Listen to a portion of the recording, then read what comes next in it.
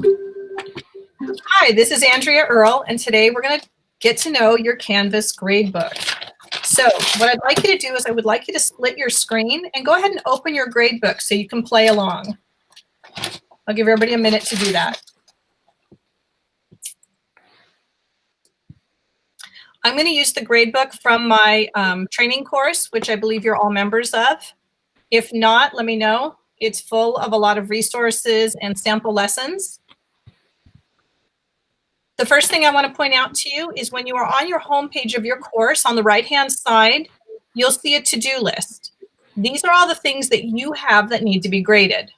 Now, since these are adults participating in these lessons, I'm not really going to grade them, but it does give you an idea of how you can grade them, or that they need grading, sorry. When I click on one of the lessons, I can look, it takes me immediately to the lesson. And it takes me immediately to SpeedGrader. So I can read the response, I can give the person points, and when I go to the next person needs to be graded, and I can read the response. Now what's really cool is that you can add all sorts of different comments. You can just add a regular comment, you know, thanks for sharing. But what's really cool are these video comments, and they really don't take that long.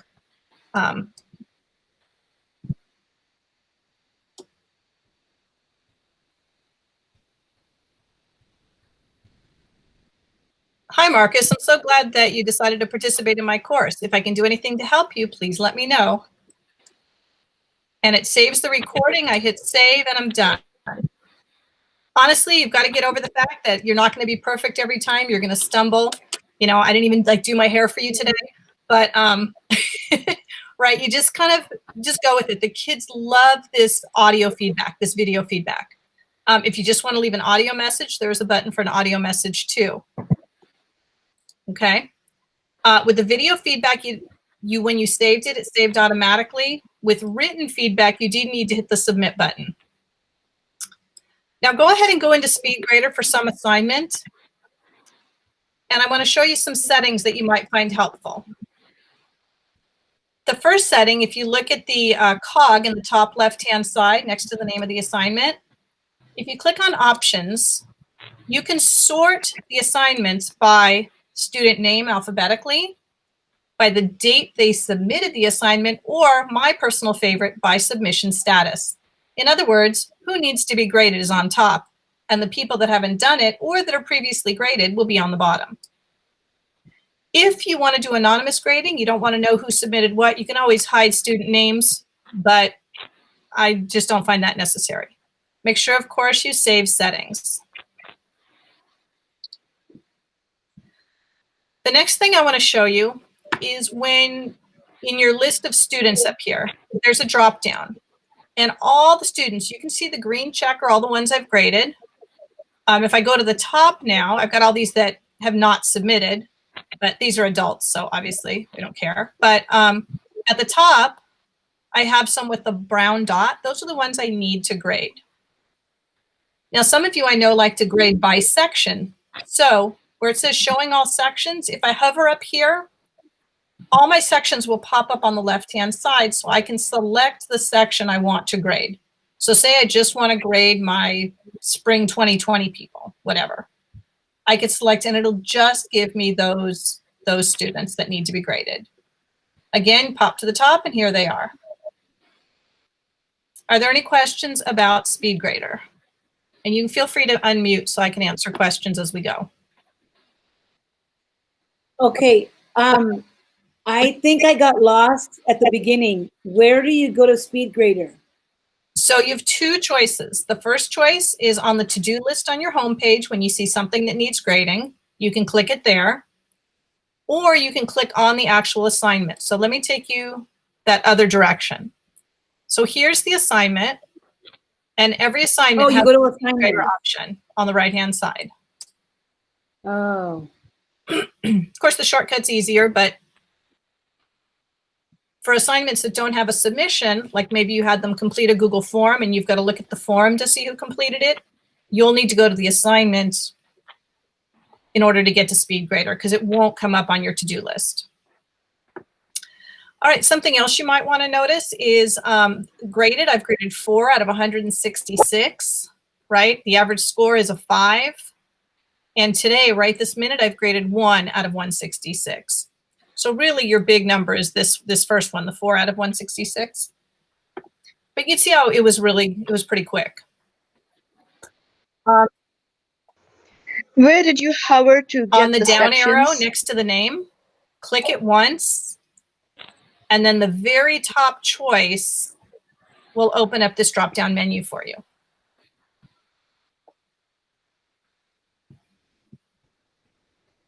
Did you find it?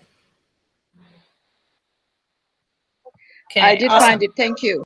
Something else to be aware of, if the student submitted more than once, the drop-down by the date will tell you the date and time they submitted. If they submitted more than once, you'll see multiple dates and times.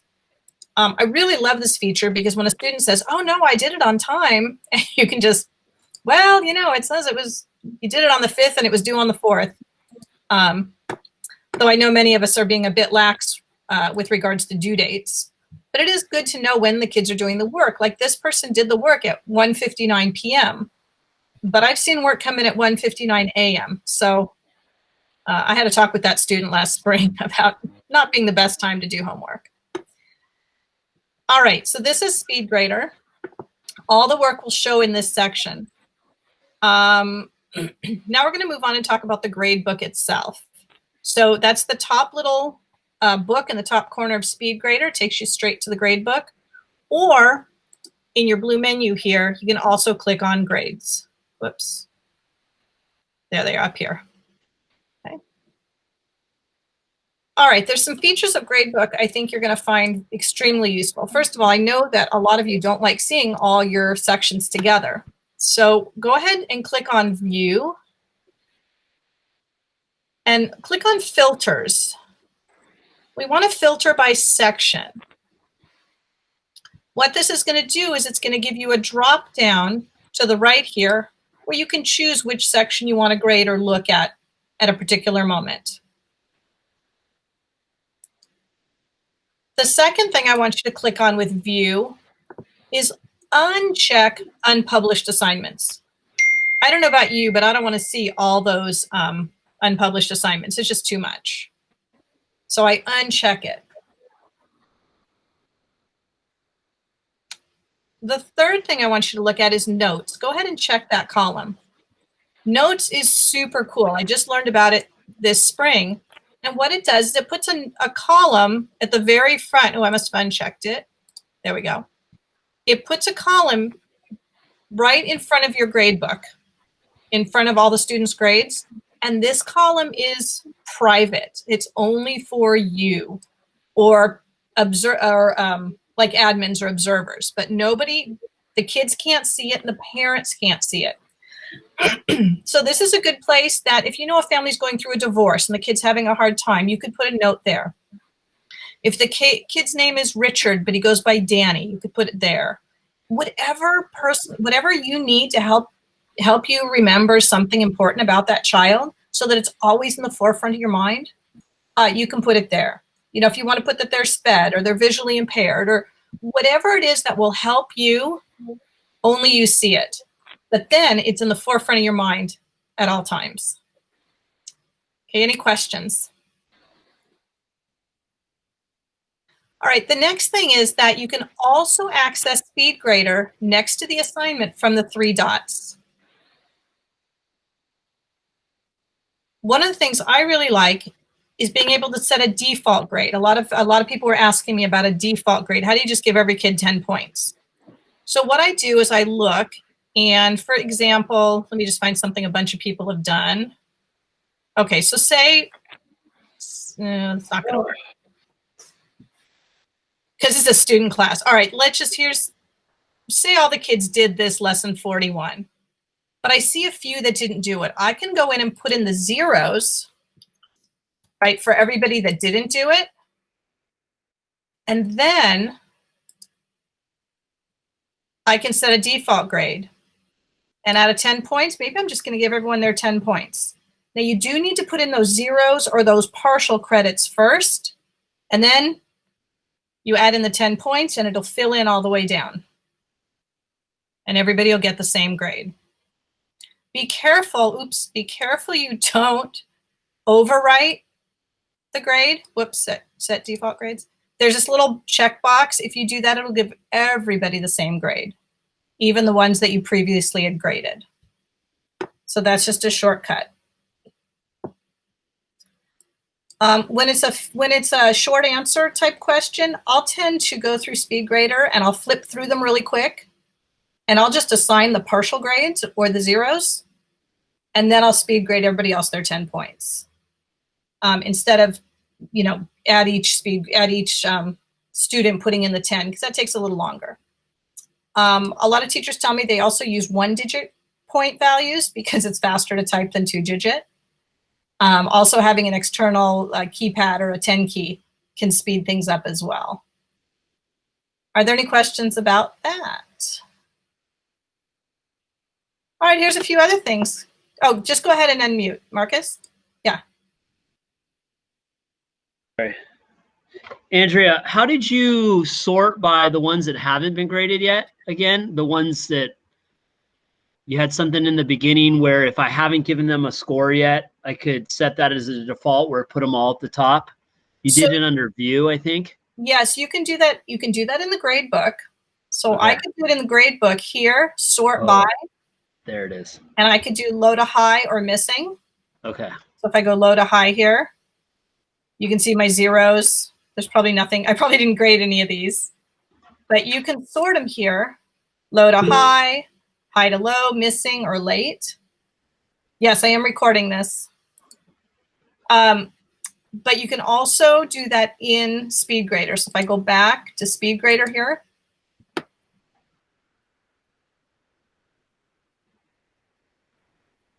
you can do it under the gear on the top left, options, and then by submission status. Okay. Okay. And in SpeedGrader, you only see one student at a time versus Correct. the view you had before was the whole matrix of all students or sections, however you got it. Okay. And I can see all the details. So that's the advantage to SpeedGrader is you see the individual students, what they submitted versus that big matrix. I just see that they turned something in, but I don't see what they turned in. Correct. Correct. Got it. Okay, thanks. Sure. And if for some reason you wanted to download their assignment, you can, if it's a doc or a slides or whatever, you can download it. But you can also do that in mass from the assignments menu. Well, I don't know why you'd want to, but you could. All right, let's go back to the grade book. Remember, that's the little book, top left-hand corner. Oh, I guess I should show you here first while we're here since we're on a doc. When you're in a Google Doc, you do have some annotation tools. So I could click on the T, which gives me a text box, and I could say, you'll love this for Spanish. Whoops. Because this was a Spanish teacher that wrote something here. So I could leave her a note here. I can move that note around if I want it to, be over here. You can circle stuff with the pen. You can, what is that? You can highlight, leave a note, right? So if you're correcting student work and you need more details or they forgot to capitalize their last name, you can leave them a note. The pencil or the marker, whatever, does let you circle something. So I could circle something here, right? And all these comments go back to the kids. Now, that is supposing the kids look at it again. So I do tell the kids, because they're going to get a notification when something's been graded. I tell them when you see recent feedback, you need to click on it and see what the feedback was. Because if I see the same mistake over and over again, we're going to have a conversation, right? So you might want to actually create a lesson after you've given them some feedback and give them time to actually look at the feedback that you've provided. Okay, questions? All right, and that just saves. And if it's a multi-page document, you can flip through the pages here, or you can just scroll up and down too, either way. So I'm going to dump that little annotation because I don't want her to see that. All right. Any questions about annotation? Oh, and you can zoom in and out too, right? So if you can't see it all, or if you want to get the big picture of the whole document, you can do that. Okay, and I will give her a score just because. All right. All right, back to gradebook. Looking at my notes. All right, if you're going to see the columns are rather large, you can change the size of the columns, and I tend to do that after I finished grading an assignment. So you can just grab the little line between the columns and you can slide it left to shrink it. Now, you do lose a lot of the text, but if you hover, it will pop up. So that's why I wait till after an assignment's graded before I shrink the columns. Okay, but you can definitely shrink the columns. I'll give everybody a minute to try that. I did not realize I'm recording half my head. Okay. Another cool feature is that you can message students who. So if I come up to this National Pizza Day lesson, I click on the 3 dots, and I can see a lot of students haven't done it, or just a few haven't. I can message students who, and you can do this with any assignment. And you pick message students who haven't submitted.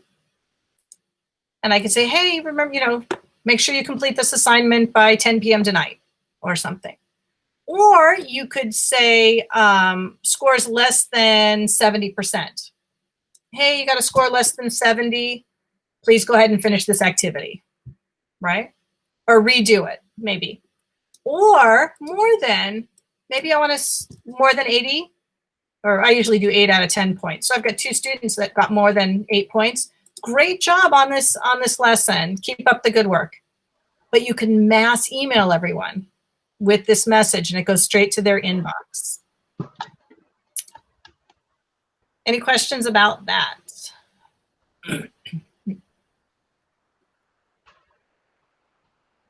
All right, let's look at the gradebook dropdown, because every time you see this upside down triangle or this pointing down triangle, it means there's more.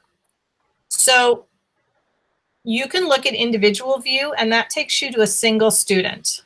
So if you just need to look at one student, this is one way to get there, okay? By section, and you can come down here, choose your student, and then you'll get some information for that student, okay? You can also click on the student's name, and actually I'm going to jump down because Mrs. Garcia is such a good sport. I use her all the time. It's my guinea pig, but I know she's done stuff. So I can click on her down below, and I can see all the work that she's done. And this is what I use when I'm meeting with a parent. I'll print it or PDF it for the parent. And I go, oh, this was due Tuesday. She's missing this assignment. Zeros do not show as missing. They show as zeros. So I just need to tell the parents that. And I can see all her work, the grades she's gotten. I can see I've never graded this one. Oops, I better grade that before I meet with the parent, right?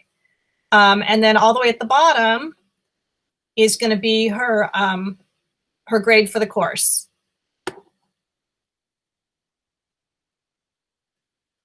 Other questions about that? Oh, and you can sort this too. I'll sort by, you can sort by module, you can sort by due date, or assignment group, which is what we'll talk about next. So Andrea, yeah. Do you recommend leaving it blank if they haven't submitted it, or putting it in as a 0? I put it in as a 0 because Okay. then it calculates in their grade. Okay, and if you don't put a 0 in it, it just doesn't calculate in, correct? Right. Well, there is this box here, calculate based on graded assignments. So if I uncheck it, it won't count those ungraded, but the kids don't know that difference. So I find that they're misled if I don't put zeros in. Okay. but I will I'll message y'all and I'll say, you know, to whoever, message all to the people who haven't submitted and say, hey, you need to submit by Friday or it'll become a 0, which will lower your grade. And most of the time the kids will submit. So. Okay. And Andrea, one thing we did in the spring that after sending out tons of messages that weren't really getting returned, especially like pushing them out to the kids, it wasn't until I started taking screenshots of this and like highlighting all the missing assignments when kids had like 1, 5, 10, 20, literally some kids would have 20, and the kids are telling their parents, oh, I'm doing my work. And so when I sent them a screenshot of this and I texted it to them, that's when I got the kids really doing their work, because otherwise the parents are listening to the kids and the kids are telling them, yeah, I'm doing it, but they're really not doing it. So the visual of showing all the missing assignments and not putting a 0 was helpful for me to get work caught up. And the other thing is, if the parent says, show me your Canvas, the kids can put in what if grades. And so I had a student last year who kept putting in what if grades, and he had an A in the class all the time when really he had an F. But the parent said, no, he's got an A. I know he's got an A. He showed me. So we're going to talk about pairing so parents can log in on their own account to see the truth. But I actually do teach the kids how to do the what if grade, because I want to show them, okay, you got a D on this test, but if you retake it, and even if you only get a B, look at what happens to your grade. Look at how much your grade improves. You don't have to be perfect, but by turning in this work, your grade will improve. And it shocks the kids. They don't realize, I mean, for those of us that are math teachers, they really don't realize the math involved in calculating their grade. So it's kind of a good thing to show them. And you can demonstrate that for them too. Okay. All right, so like I said, you can sort by all sorts of things. So the next thing I want to talk about is assignment groups. I know in math, assignments are weighted, whatever, 40%, and assessments 50% of their grade. I don't know what other departments do or other schools are doing, but all that weighting is done in assignment groups. So go ahead and bounce over to your menu on the side, your course menu, and you're going to click on assignments.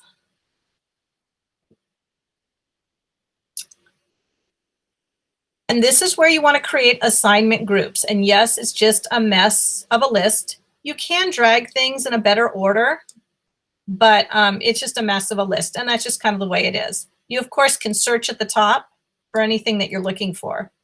But here's where we're going to make our groups. So my first group, my assignment group, is going to be assessments.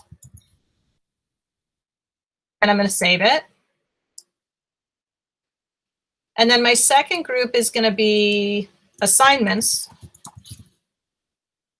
And for distance learning, that's all I did. Some people I know have a participation group. They will pop in at the bottom. Here, let me just close this because I have a group that's useless. Okay. You may get this imported assignments group when you bring things in from Commons or someone shares from you, but you can just drag stuff into the appropriate group. So now you need to weight your groups. And that's done by the 3 dots on the far right. Wherever you see 3 dots, always click and go to Assignment Group Weights. And click Weight Final Grade based on assignment groups. So say I want to do 50% of their grade is assessments, 50% of their grade is tests, and the other groups I don't want to weight. I do try and get rid of any extra groups only because it will show up on their screen. I mean, it won't count on their grade, but they will see a column for any group you have. Go ahead and hit save. Now, anything I put in this assessment category, and I can just drag it. So if I'm up here, whoops, that's a big one. Let me go here. If I say, oh, I want to move this geometry, this BATS activity is an assessment, I just literally drag it into the right group. And this quick check is an assessment. I'm going to put it here. But the math notebook is an assignment, and I'm going to put it down here. You can literally drag them around.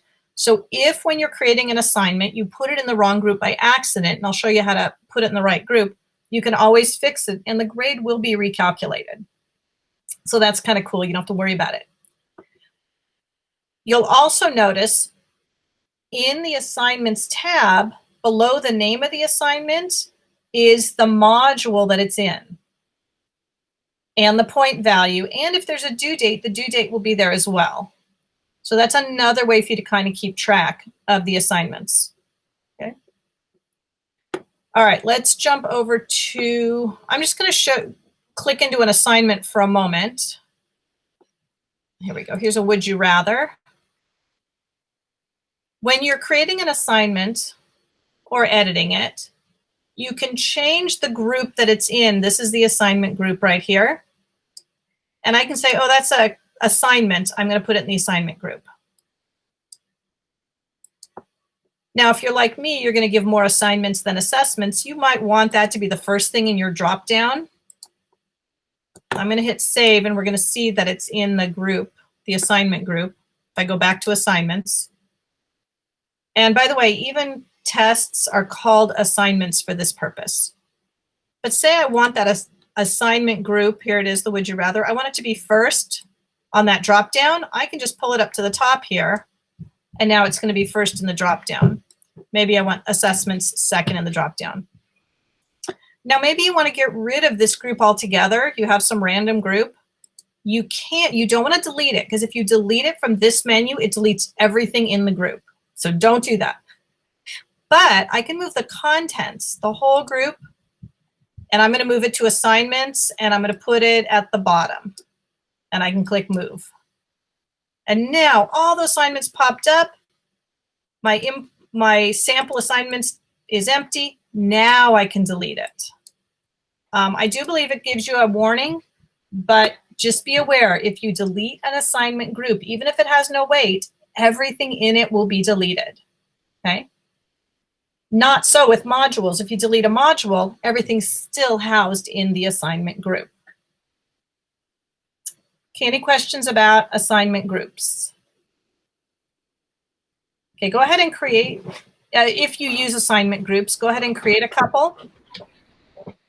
And then we're going to when you're doing the assignment groups, okay, so when you're actually making the original assignment, can you assign it at that time? Yes. To the assignment group? Yes, let me show you again. Here's my assignment. You have to go to edit. And if you don't see that menu bar on the side, it's just at the bottom because your screen size. Oh, okay. It's right here under under the point value. Oh, okay. Okay, and you can see that other group is gone, right? Right. I do suggest for distance learning, you don't use too many groups, 2, maybe 3 at the most, only because if you end up, say you have a group that's worth 15% of your grade, but you only end up giving 1 or 2 assignments in that group, it kind of overweights that, if you will, right? It gives it too much power. But I know in high school, sometimes they'll have an assignment group as the final, the course final, and that's worth 10% of their grade. And they want it that way, right? Because they want the final to be a big chunk of their grade. So you have to play with that. Because honestly, in Canvas, it's so easy to weight your assignments. Little assignments, are 10 points, and big ones are 30, or whatever you want. So you don't need a bazillion different categories or assignment groups in Canvas Window. Andrea, Okay, just to be clear, when I move everything out of my imported assignments and put them into my groups, then I can delete that category that says imported assignments? Correct. Once you're sure it's empty, yes. Okay, thank you. Okay, absolutely. Andrea, for some reason, between imported assignments and assignments, I have like 3 of the same assignment. Can I delete the duplicates? Yes, but be careful that it is a duplicate. Right. And which How do I one know? you just kind of open them and look at it. Okay. Because the titles pretty much look the same. They have the same due dates and the same points. Is that I don't know if I just merged it 2 times or what I did. Is that in your assignments tab or in your modules tab? Well, I'm in the assignments area like you directed us to, and one was an imported assignments and one was already in an assignment tab. So I just moved them all together.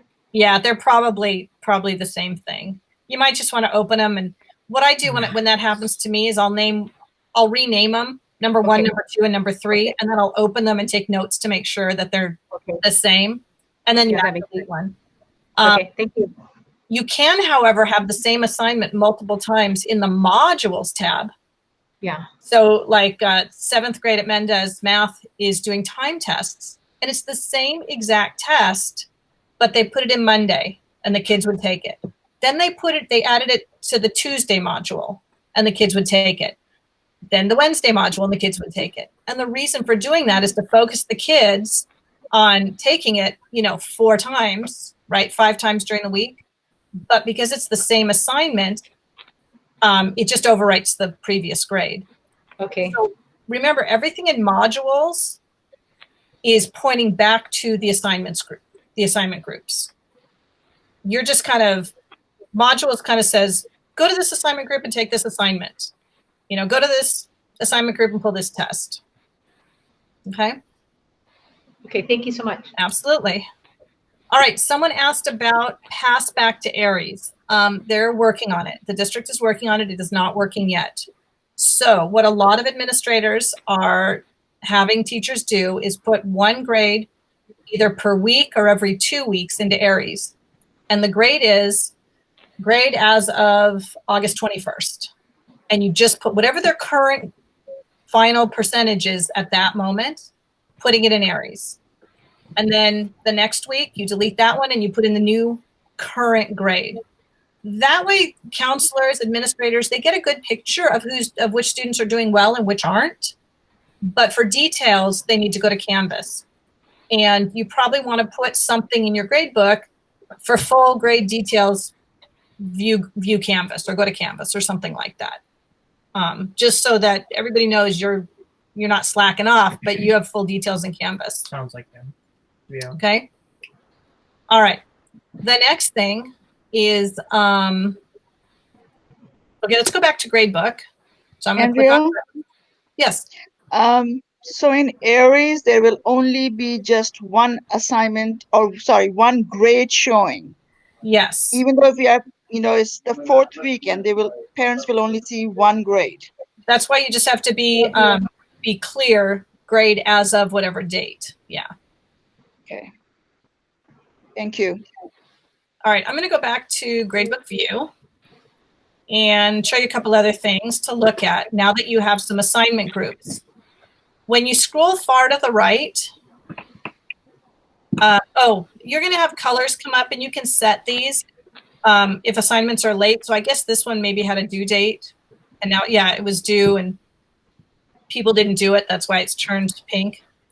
If you go far to the right, you're going to see your assignment groups. So here are my assignments here, whoops, and my assessments.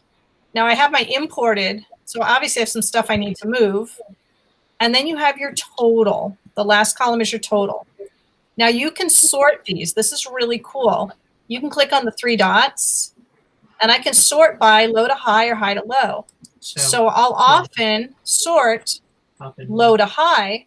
I've only graded 2 things here. But then I know which students I need to call and talk to their parents that maybe they're having a little bit of trouble in the class, right? Or they're missing work. I can also go over here and sort the totals low to high, high to low. And then, look at all these kids that are, failing my class, right? Kind of give you an idea. Okay. Any questions about that? All right, next thing, if you click on the little gear, this is where you have some options for late work policies. You can, if you have a late work policy where they lose 10% of their grade, you can click it here and you can say grade percentage for missing submissions, 0%. And that'll pop in that, I believe that pops in that grade. You can automatically apply a deduction for late submissions. Honestly, I don't do that in middle school. I know the colleges use that a lot. And grade posting policy, automatically post grades or manually.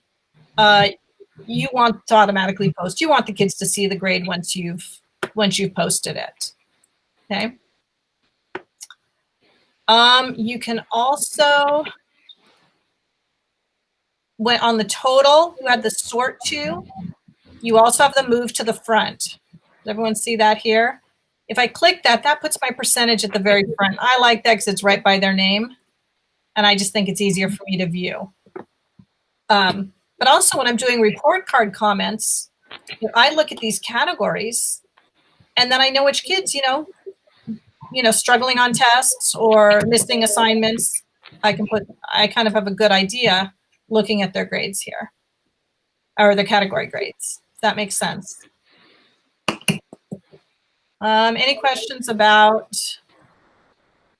categories and viewing the grades? You can also see more detail. So say I see Julie here did this assignment. I can click on it.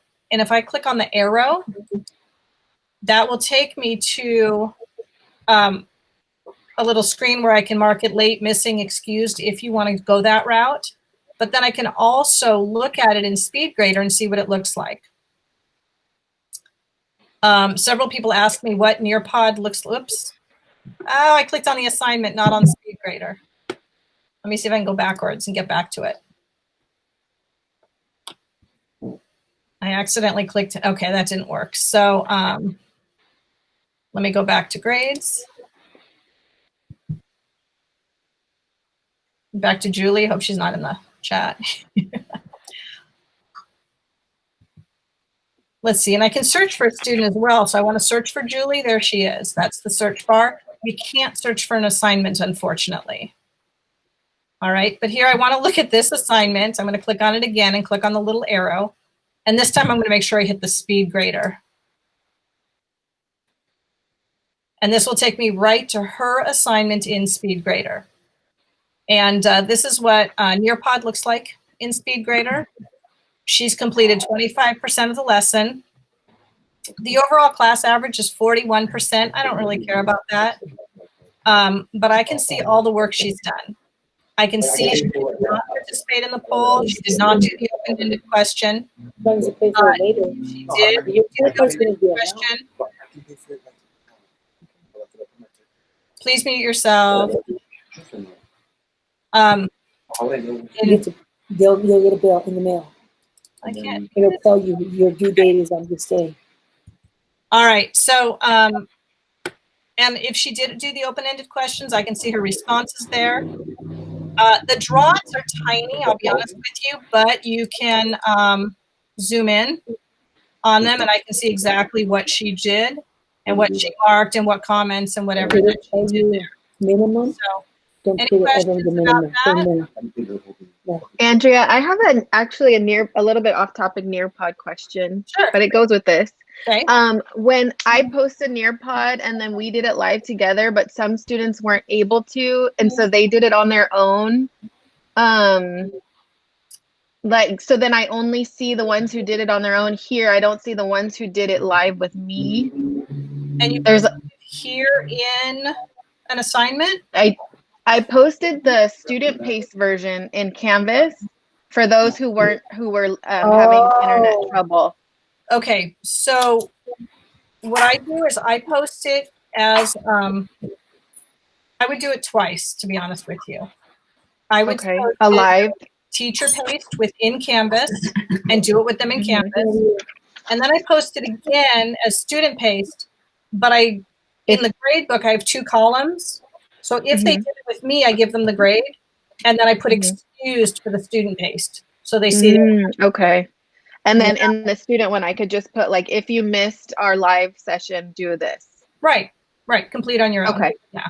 That makes sense. Okay, that's much better. Thank you. Yeah, it does give you 2 columns. And then for the kids that did it, that were absent or didn't do it, I put an excused on the live, but then they've got to have a grade on the student paced. So you'll see them next to each other. It's not the best, but it's the best we can do. Right. Okay, thank you. Sure. Real quick, since we're on Nearpod, Yeah. When you put the grades on the grade book, if they did a collaboration, the collaboration doesn't show on your pod? Correct. It won't show.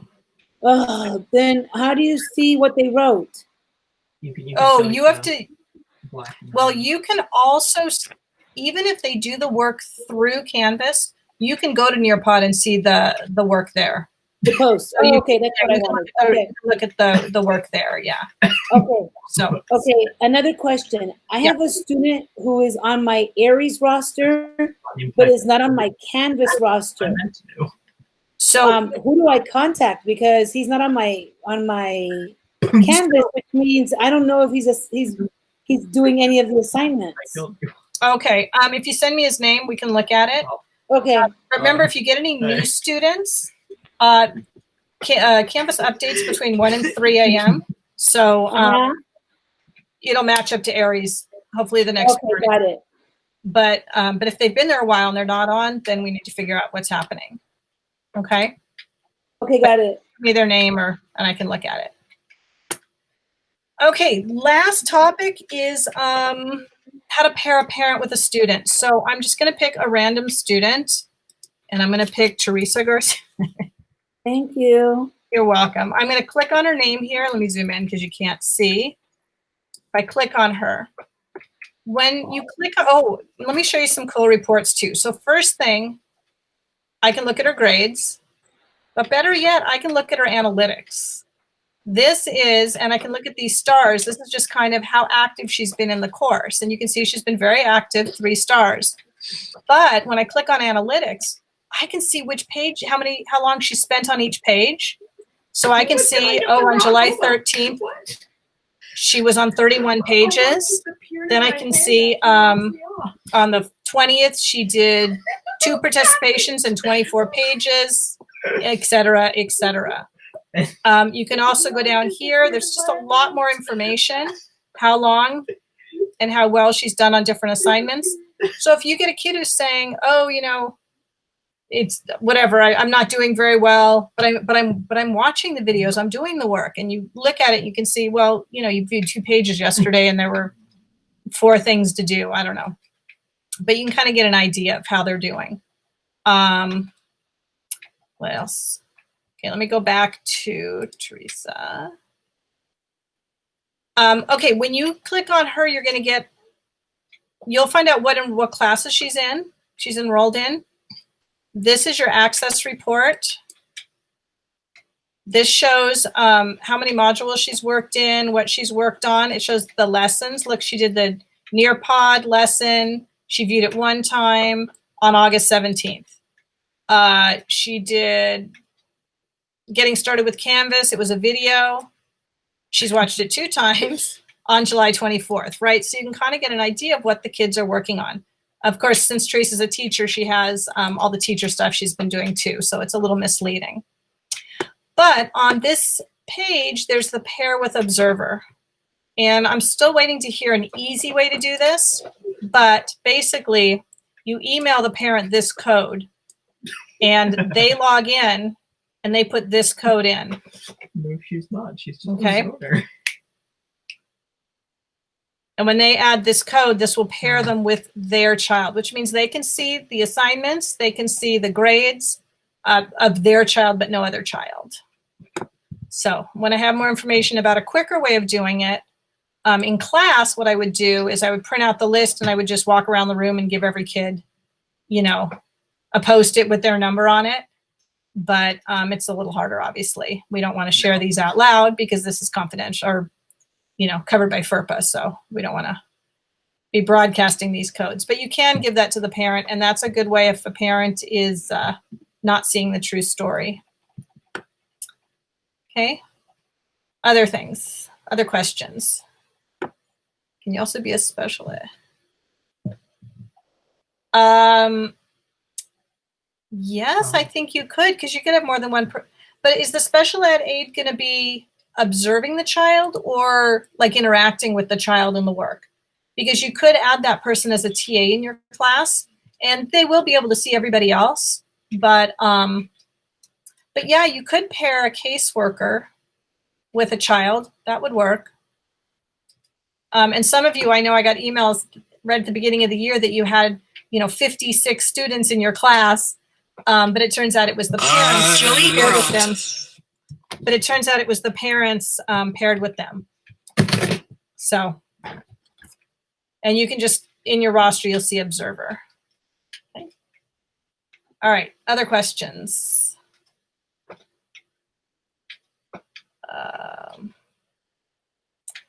No? All right, well, No. that's what I have for you today. And, how do parents log into Canvas? Good question. So from the school websites, they can, there's a link at the bottom of all the school websites for Canvas, or they can do sausd.instructure.com. I'll put that in the chat.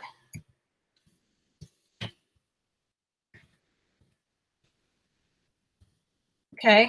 No. And Considers here, let's just my deaths to be suicide. let me just pair my three so you can see.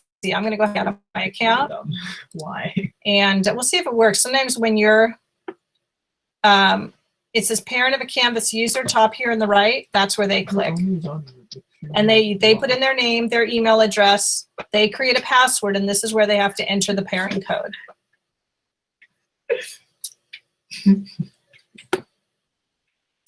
And then they can start, obviously.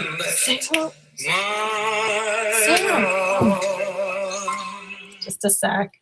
Well, Andrea, Yes. yeah. are we the only ones who can give the codes out? Because I already have some students parents who are observing their kids, and I never gave it out. Is that something they set up through the school, or? No, probably a teacher the previous year, because once they're paired, Oh, okay. always paired. Okay. Maybe it would be a good idea for first period teachers. Mm-hmm. If every first period teacher, worked on getting their kids paired, then the whole school would be done, so to speak. Or other schools, if you have not a conference period, an advisement period, just pick a period, and if everybody does it, it'd be quick. And you do have to send individual emails to every parent with directions. I'll find a default email, or I'll find an email template, and I'll post it in this class that you can use, and then you can just pop the code in. Okay. But then also the parents get notifications too, which is cool. So when you send an announcement, the parents will get it too. So that's kind of cool. Other questions?